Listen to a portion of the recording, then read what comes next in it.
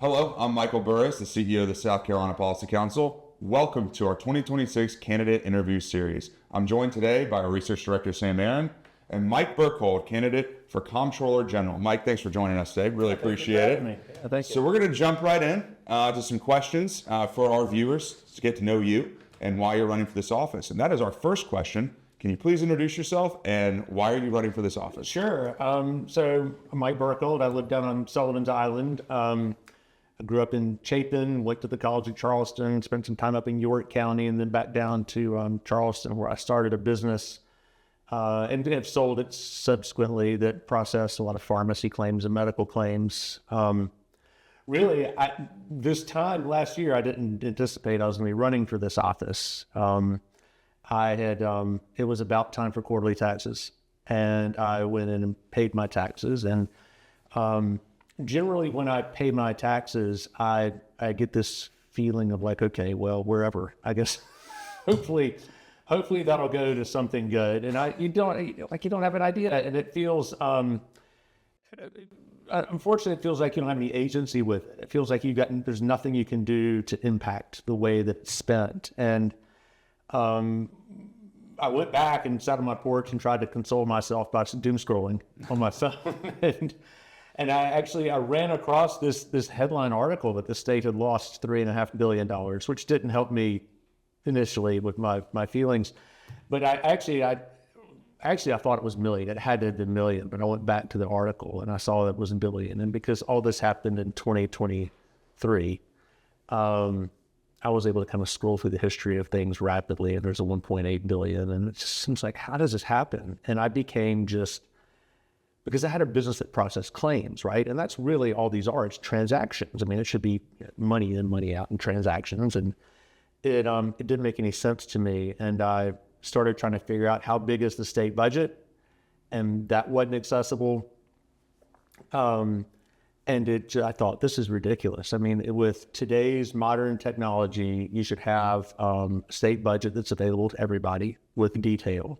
And your citizens should be able to see the money that comes in and the money that goes out. And ideally, and I understand some things in government are harder to measure than some things in private industry, but ideally, like, what are the outputs we got for our money? I mean, that just seems like a basic expectation.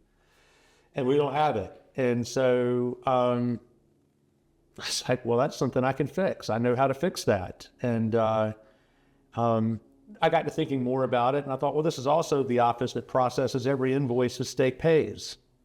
And so there's got to be some opportunity there. I've subsequently found out that the state pays about 260,000 invoices a month, and the CG's office might have 15 people that could possibly look at those. And so I feel like there's really no oversight going on there on an old IT system. So putting all that together, it sounds like a great opportunity to come in, serve the state, serve the citizens, and the legislature, quite frankly, and provide a better service and a better platform, that can last 20 years or so until the next time somebody has to reboot things. But it's just it's an office that seems ripe for improvement.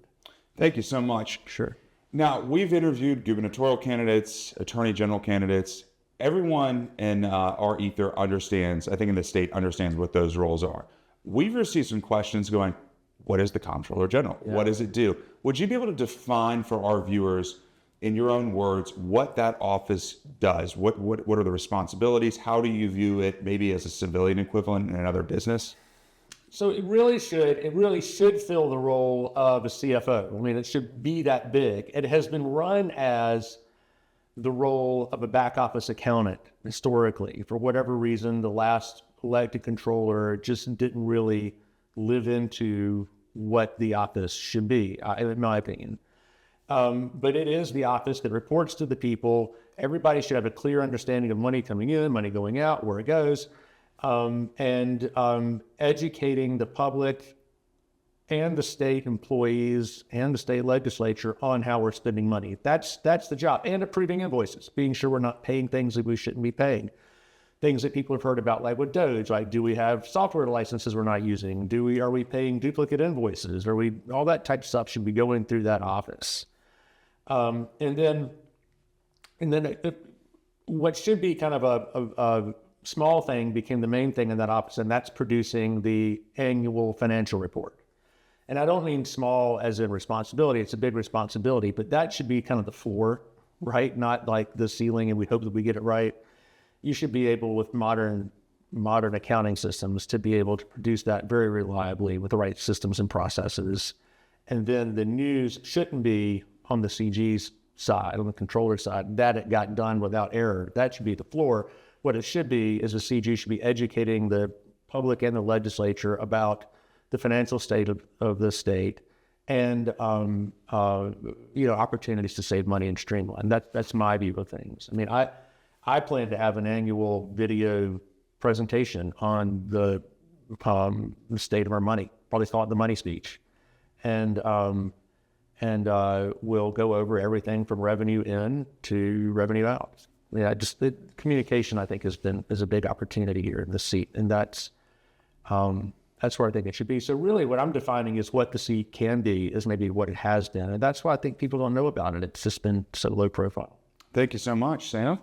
One of the parts of the Comptroller General, they are one of the 5 seats on the State Fiscal Accountability Authority. And as a part of that, they cast a vote in appointing the state auditor. What do you think about that process? Do you think that's a conflict of interest, or how do you look at the appointment process of the state auditor? So I think that's a silly arrangement to where the Comptroller General and the Treasurer have input to the auditor who will be auditing their books. It doesn't make sense to me. I would be fine with the governor appointing the auditor. That seems reasonable to me. I mean, auditor's an auditor, and really the governor should appoint a really good auditor who's fairly hard-nosed. I mean, that's what you want in an auditor. There shouldn't be a lot of gray areas with auditors, right? And if the auditor finds something wrong in the CG's office, well, then the job of the CG and me as leadership is to fix it.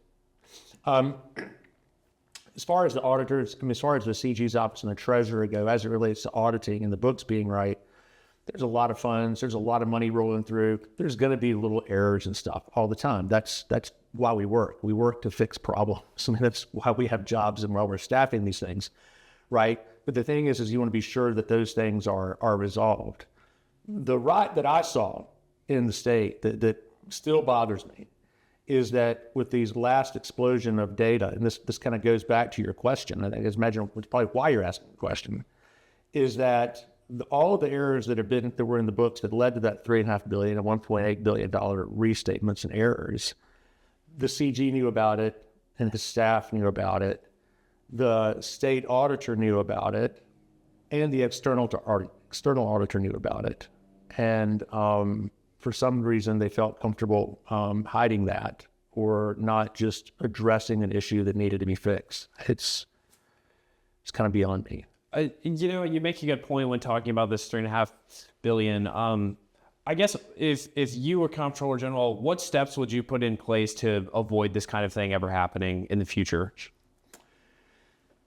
So I think gosh, I'm stalling on that question. So here's the answer is I think when you ask the question, I think like, I'll have to go based off what there is now. And I don't know what the infrastructure in the office is now. Because you asked me kind of an operational question. Sure. So let me dial back and give you maybe a higher level question is you want the right policies and procedures, right? And if you get a finding, you just go back and say, okay, how did we end up with this finding? Was there a gap in our policies and procedures? Either there's a gap in the policies and procedures or somebody didn't follow the policies and procedures, and then you fix that. Mm-hmm. And you move forward. Gotcha. That's really what you want to do. I don't know. I have heard they didn't really have any policies and procedures. It was all kind of winging it. But I haven't been able to dig into that yet. Thanks, Michael. So, Mike, our next question goes back to something you've already brought up about being the CFO of the state, right? You also talked about the staffing at the Comptroller's office. So in any business, the CFO is going to have a team, right? Right. Whether it's big, small, doesn't matter. So you've talked about the staffing there. You've talked about being a CFO. Is there anything that you've learned thus far about the org chart or the makeup of the office that you think needs to be changed, improved, altered, anything like that? So keep in mind, I've never been in the office. Right. Okay, I wanted to, but I have. So everything I go is over things I've heard. Right. People have told me, and so to that degree, it's fairly third party. But I have heard that, and this is not atypical in some organizations. There are a few people who hold secrets to things, like they have to rely on this one person to deliver a type of report, or this one person knows all of these things that nobody else knows. That is a recipe for disaster, right? If you have one person who knows things, there should be processes and policies that everybody can follow, where you can switch people out of seats. And that's one of the first things that I'll be sure happens, is there's nobody hoarding information. When people are put in that situation, I'm not talking about the CG's seat, I'm just talking about like generally, if you allow somebody to get in that situation, you then kind of have to put up with whatever behavior they're going to exhibit. And if it's bad, now you've got this one person who kind of rules the roost, but you have to put up with their bad behavior because they have the secret keys. And that's just that's something you want to avoid. And so we're going to have to be sure that we go through everything, be sure there's none of that going on in the office, and make training adjustments accordingly. To piggyback on that question, we're seeing this at the federal level just last week.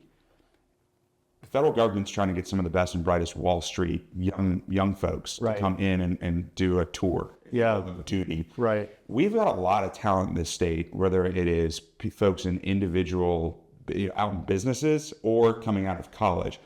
Do you think the Comptroller's office could be sort of a kickstart to folks' careers in the finance world, to come in and say, hey, we have an office that can provide good training for life? Yeah. So actually, that is a vision I have for the office, and I had a conversation about that about 30 minutes ago. I would really like for the CG's office to be two things, right? Maybe you have some senior managers who are coming in from outside who are really wanting to be mentors to people in the office. I would love for the CG's office to be a training ground where you can come in and you can work there 4 years. Maybe you go to another state agency, right? But you kind of come in at a junior level. You go to a higher level at another state agency. That way you're cross-training out your skills, right? So you have that going on. Or maybe you go on to a career at a Deloitte or Pricewaterhouse or wherever. But it needs to be an exciting place to work. And you're going to expect that you're going to get bright people coming in, and they spend 4 or 5 years there, and then they're out. But you are... And so you have to build the office to do that, but that gives you a lot of energy and a lot of vitality. It lends you up with this whole team of people that have worked there in the past. You can bring them back in if you have issues. It lends to a great alumni network, right? It's a good arrangement, and that's one of the things I would love to see happen with that office. Thank you, Sam. Moving back to a subject you touched on a little earlier, this is transparency in regards to state spending. So. Yeah. The office, historically has kind of published a lot of reports on local budgets as well as, the general budget. What are your plans for promoting transparency, and how do you plan to do that? Would it be like on a website, or I know you mentioned your kind of money speeches, but what else? Sure. Well, money speech is probably going to be a larger like annual or biannual communication explanation of things. Mm-hmm. My goal is to get the state where if you want to find out how far along we are on a project and an intersection, you can go look that up. Now that's down to a project budget. Okay. That's going to take a long time, but there's a path there. And with AI, we can start to get there. The real challenge we're going to have is data quality. Okay. Because I could go, if I had gone and just published whatever was out there now, it wouldn't have been accurate like we'd done it like 5 years ago. So you got to be sure that we've got good data quality, push that out in granular detail, so citizens can have faith in where their money is spent. There's two ways to do that. One is to do it in a very inconvenient way where people kind of get buried in data and they don't do it. And you're like, but you say you've done your job. That's not what I want to do. What I want to do is build a website and a series of resources that allow people to dig as deep as they want to, or to get a good general picture of what's going on with the state. So you should be able to go as deep into any department as you want to, or you should be able to see kind of generally where money is spent, and you can choose your area of interest. And ideally it'll link to the contracts as well. Yeah, I know as as the individual with the policy council who does all of our budget reports, digging into the summary control doc and trying to figure everything out, and then trying to look at how an individual agency has spent the money that the General Assembly allocated. I mean, it's a massive web of documents and requests and authorizations. Well, and there's more.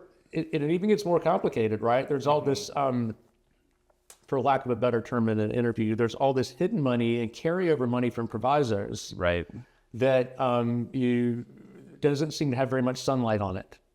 And I'm just going to say the mathematical truth here. If your budget is $100 million, right, and you get to keep up to 10% on the go forward the next year, and your budget request so you kept 10, you only spent 90, so you get to keep 10, but your budget request the next year is off your last budget, which is 100.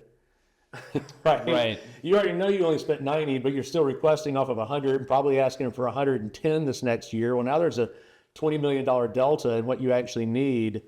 I think in a scenario like that, it's possible that these agencies are able to create essentially their own savings accounts and slush funds, as ever you might want to say it, right?